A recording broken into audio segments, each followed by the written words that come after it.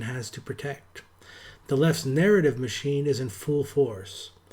They are desperate for any handhold they can get, and right now, that's the left's lie that they won the popular vote. They did not. They've fudged the statistics and are, as usual, lying.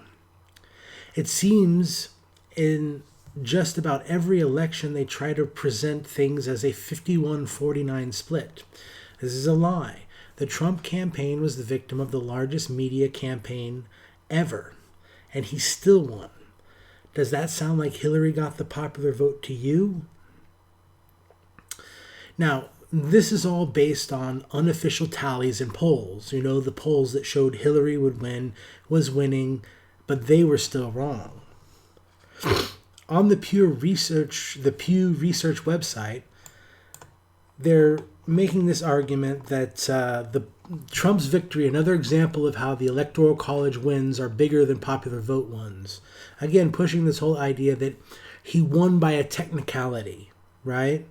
A technicality of an old system that we should get rid of. They don't want to get rid of it when it benefits them, but when it benefits the other side, they sure do. So now look at what they say here. But the popular vote is a near tie, according to our tally of unofficial and in some cases partial returns.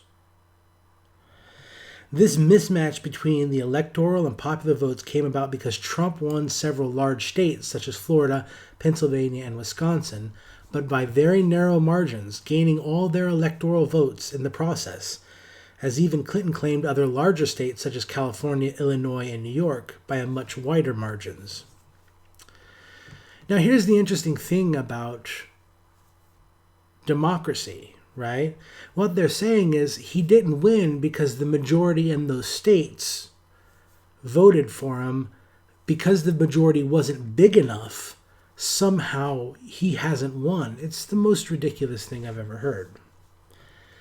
So why the narrative? All the votes aren't even counted yet. Because they want you to hear their lie first. Isn't it conspicuous the number of articles from the left explaining the Electoral College and how bad it is and how Hillary